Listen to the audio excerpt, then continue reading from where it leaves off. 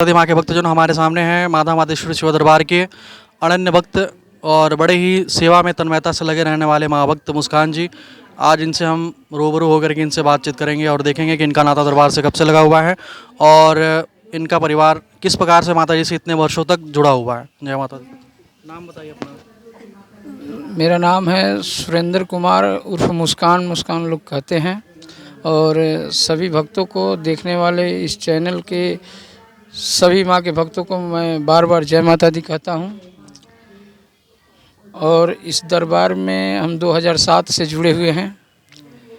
और शुरुआत में एक हमारे सेठ जी बगल में, उनके माध्यम से माता जी का आगमन उनके घर पे हुआ था और वहीं से माता जी से हमारा भी सामना हो गया।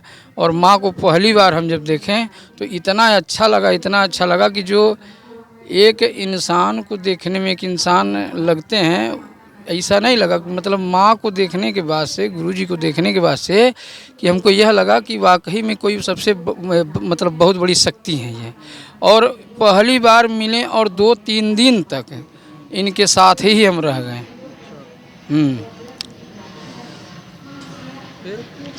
फिर उसके बाद से धीरे धीरे दरबार में, वहाँ से माता जी दरबार में आई तो दरबार में हम भी आए और धीरे धीरे आना जाना बन गया। घर पे तब रहते थे तो जब भी टाइम मिलता था, हफ्ते में 2 दिन 3 दिन मिलता था, तो हम दरबार में ही रात बिरात नहीं देखते थे, चले आते थे दरबार में। और माता जी के चरणों में आके जो सुकून शांति मिलती थी उस समय, बहुत अच्छा लगता था।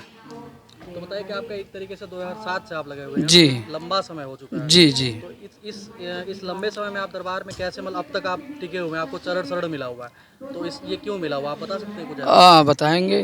जैसे देखिए, हर आदमी स्वार्थी होता है, पहला चीज़। और भक्ति जो होती है ये निस्वार्थ होनी चाहिए। इंसान है तो दुख सुख पड़ेगा, धूप होता है तो छाया भी होता है, दिन होता है तो रात होता है।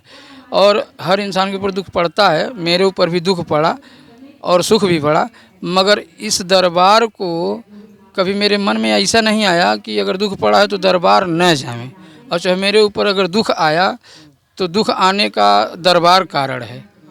ठीक है, तो दुख सुख तो सब लगा ही रहता है, मगर अगर दरबार आए ना तो हमको अच्छा भी नहीं लगता, चाहे दुख हो चाहे सुख हो। तो सबसे मेरा तन मन दिल माँ के चरणों में लगा हुआ है।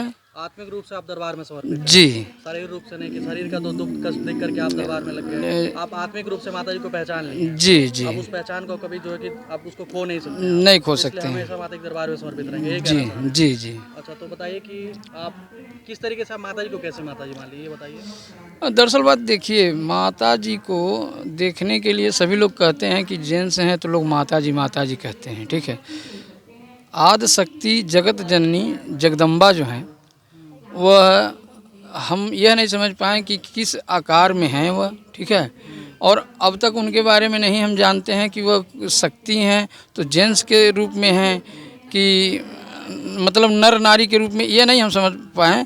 वह चीज़ जो आदि शक्ति के बारे में लोग कहते हैं कि मतलब आदि शक्ति हैं, तो वह शक्ति हमने श्री गुरु जी के अंदर देख लिया।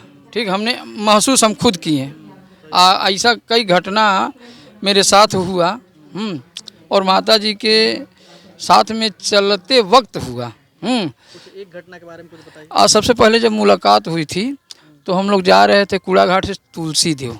ठीक, तो गाड़ी हम लोगों की टेम्पू था, टेम्पू से हम लोग चल रहे थे और पीछे से एक बाइक के सवार पे 2 लोग आए थे। ठीक, पीछे से ऐसा उसका टेम्पू जो है, टेम्पू मतलब मोटरसाइकिल उसका ऐसा अपने मन्ने गिरे सब, और टेम्पुआ के अगवा आ गए, और टेम्पू 40 के स्पीड में थी।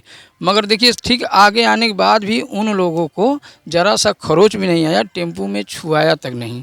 ठीक है, पुलिस वाले थे, पीछे से आए, देखने लगे, तो जब टेम्पू रोकने के लिए बोले तो गुरु माता जी को देखें वो लोग, तो माता जी जब उनके तरफ देखें तो वो लोग कहें ठीक है, कोई, हम लोग कहेंगे हम लोग को टेम्पू से नहीं लगा है, तो वह लोग ऐसे कहें ठीक है तब आप लोग जाइए। क्योंकि यहाँ नहीं तो पुलिस वाले कहीं किसी बात के लिए मानते हैं, वैसे जी उल्टा सीधा फंसा देते हैं। और वह घटना हमको सबसे खतरनाक ये लगा कि वह गिरा पीछे आ गया आगे और ज़रा सा उसको लगा भी नहीं, 40 की स्पीड। 40 की स्पीड में। पहला चीज़ हमने वहाँ देखा। अब बाकी तो तमाम चीज़ें हमने जो देखा है इसका वर्णन नहीं कर सकते अपने शब्दों से। तो देखिए माता जी की लीला माँ ही जाने। सही है वो अपने चमत्कारों से अपना होने का प्रमाण हमेशा देती रहती जी। है। अब वो भगत चाहिए, अपना आँख चाहिए कि हम देख सके माता जी का लीला। बस जिस बस तरीके से आप कहते हैं कि माता जी जी के शरीर, मानव शरीर में आप माता जी का, आदिशक्ति माता का डायरेक्ट दर्शन करते हैं। जी ये बहुत कम लोग को ऐसा मिलता है जी। सौभाग्य। और जिसको मिल जाता है उसका जीवन सफल हो जाता है। जैसे पहली बार हम जब देखे तो हर आदमी तर्क वितर्क करता है ना कि कौन है, कैसे हैं, क्या हैं, मगर मेरे मन में ऐसा आया नहीं, पता नहीं क्या माता से किस जन्म का रिश्ता है कि उन्होंने डायरेक्ट हमको आत्मिक खींच संबंध है, लिया। आत्मिक संबंध है इसलिए। जी जी देखिए हमारा जो आत्मा है वो पहचान जाता है शक्ति को। जी ठीक है, और हमारा जो सत्य आत्मा है जब पहचान जाता है तो फिर उससे जुदा होने का, उससे जो है कि अलग होने का कभी मन नहीं करता है। नहीं। चाहे आपके ऊपर दुख रहे चाहे सुख रहे। जी।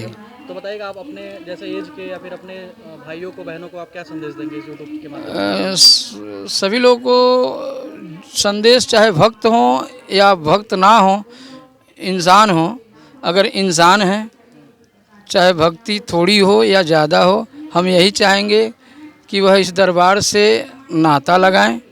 और देखिए दुख सुख सबके ऊपर है, और इस दरबार से नाता लगाएं और इस दरबार में आने के बाद से माता रानी के चरणों के प्रति समर्पित होंगे तो उनका कल्याण होगा। बाकी हर आदमी तो अपने टीका टिप्पणी में फंसा ही है, बाकी किसको का हम क्या। पूरा संसार। जी जी ठीक है, बहुत अच्छा लगा मुस्कान जी से बात करके। इसी तरीके से आप दरबार में हमेशा जुड़े रहिए और एकदम आजीवन अपने सपरिवार आते हैं दरबार में। जी जी। हाँ, तो सपरिवार आप दरबार में समर्पित रहिए। माता जी की कृपा आपके घर परिवार में बनी रहे और आप इसी तरीके से खुशहाल रहिए। जय माता दी। जय माता दी।